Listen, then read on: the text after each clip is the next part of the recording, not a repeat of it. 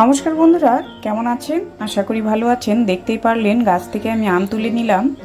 এই আমগুলো দিয়ে আমি কি বানাবো সেটা আপনারা দেখে নিন। আমি বানাবো আজকে কাঁচা আমের রুই মাছের টক ঝাল। তো রুই মাছের টক ঝাল বানানোর জন্য আমি নিয়েছি আম আর পটল। আর পটলগুলোকে আমি এইভাবে একটু চেঁচে তারপর একটু কেটে নিচ্ছি। পটলের পিঠটাকে একটু উপর দিয়ে এভাবে একটু কাট লাগিয়ে দেব। পটলটাকে এইভাবে কেটে নিলে কি হয়, ভেতরে কিন্তু পটলের মশলাটা ঢুকে গিয়ে পটলের স্বাদটা বাড়িয়ে দেবে। কারণ হলো পটলটা কিন্তু আমি একটু বড় করেই রেখেছি, টুকরো করিনি, সেই জন্য পটলটা এইভাবে একটু কাট লাগিয়ে দিলাম। আর এদিকে আমি আম নিয়েছি, একটা আম বড় সাইজের। আমটাকেও একটু খোসা ছাড়িয়ে নিয়ে তারপর আমি আমগুলোকে একটু কেটে বের করে নেব, টুকরো টুকরো করে নেব।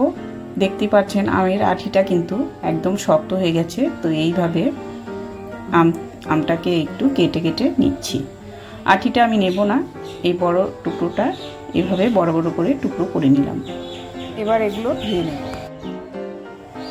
এদিকে আমি কড়া বসিয়ে দিয়েছি, সর্ষের তেল দিয়ে রান্নাটা করে নেব।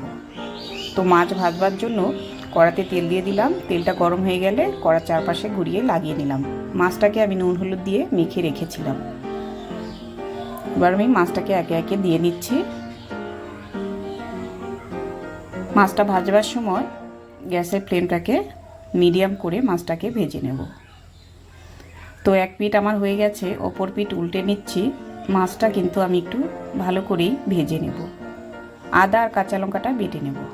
দেখতেই পাচ্ছেন মাছটা কিন্তু আমার একটু লাল করে ভেজে নিচ্ছি ভালো করে। আমি যেখানে টক ঝোল বানাবো সেই জন্য কিন্তু মাছটাকে একটু লাল করে ভেজে নিলে কিন্তু খেতে ভালো লাগবে। তো মাছটা তুলে নিয়ে তারপর আমি দিয়ে দিলাম পটলের মধ্যে দিয়ে দিলাম লবণ হলুদ। লবণটা আমি পটলের পরিমাণ বুঝিয়ে আমি দিয়ে নিলাম। এবার একটু উল্টে পাল্টে নিচ্ছি। পটলটাকেও একটু একটু লাল হয়ে গেলে তুলে নিচ্ছি। এবার আমি দিয়ে দেব কেটে রাখা আমগুলো একটু এভাবেই ভেজে নেব। আমার এখানে 1 মিনিট করে আমার সময় লেগেছে ভাজতে। তো নুন আর হলুদ দিয়ে নিলাম,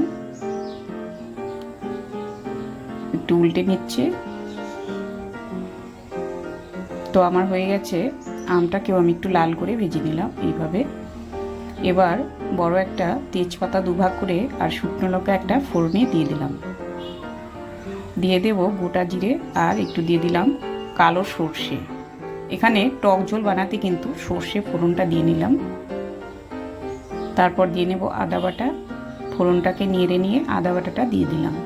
এই সময় গ্যাসের ফ্লেমটাকে লোতে করে আমি ফোড়নটা দিয়ে নিচ্ছি। ফোড়নটাকে একটু আদা সমেত একটু নেড়ে নিলাম।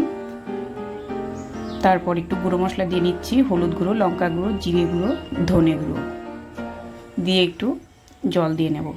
মশলাটা যাতে পুড়ে না যায় সেই জন্য একটু জল দিয়ে একটু ভালো করে কষিয়ে নিচ্ছি।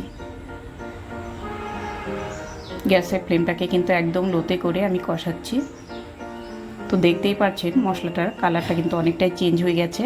এই পর্যায়ে আমি দিয়ে দেবো ভেজে রাখা পটলটা দিয়ে আর একটু মশলা সমেত একটু মিশিয়ে নিলাম। এবার একটু জল দিয়ে আর একটু পটল সমেত একটু ভালো করে একটু ঢাকা দিয়ে কষিয়ে নেব। এই সময় গ্যাসের ফ্লেমটাকে একদম লোতে করে তারপর 1 মিনিট আমি রেখে দেবো। 1 মিনিট পর আমি তুলে নিচ্ছি। দেখুন মশলা থেকে কিন্তু তেলটা ছেড়ে দিয়েছে। এই পর্যায়ে আমি একটু ভালো করে নাড়াচাড়া করে তারপর একটু ঝোল দিয়ে নেব।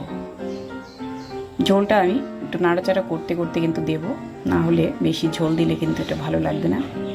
সেক্ষেত্রে জালটা আরও বেশি দিতে হবে। তো আমি ঝোল দিয়ে 2-3 মিনিট একটু জাল করে নিয়ে তারপর আমি নুনের পরিমাণটা কিন্তু আগে অল্প করে রেখেছিলাম, সেই জন্য ঝোলের উপরে নুন দিয়ে দিলাম। তারপর আমার আমটা হাফ ডান কড়াই ছিল, সেই জন্য ঝোলটা জাল করে আমটা দিয়ে দিলাম। আমটা কিন্তু আগে দেওয়া চলবে না, এইভাবেই কিন্তু দিতে হবে।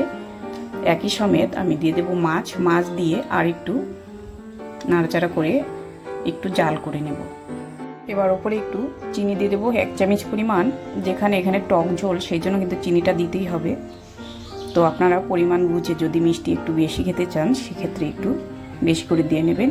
এবার আমি পরিবেশন করে দেখিয়ে দিচ্ছি। বন্ধুরা, গরমের দুপুরে এইভাবে রেসিপিটি বানিয়ে খান আর ভালো লেগে থাকলে অবশ্যই লাইক কমেন্ট শেয়ার করুন। তো বন্ধুরা, আপনারা যদি আমার চ্যানেলে কেউ বা নতুন বন্ধু হয়ে থাকেন তাহলে চ্যানেলটাকে অবশ্যই সাবস্ক্রাইব করে নেবেন। তো ভালো থাকুন, সুস্থ থাকুন, এইভাবেই চোখ রাখুন মঞ্জিত কিচেনে। আমি এভাবেই নতুন নতুন ভিডিও নিয়ে আপনাদের সামনে হাজির হব। ধন্যবাদ।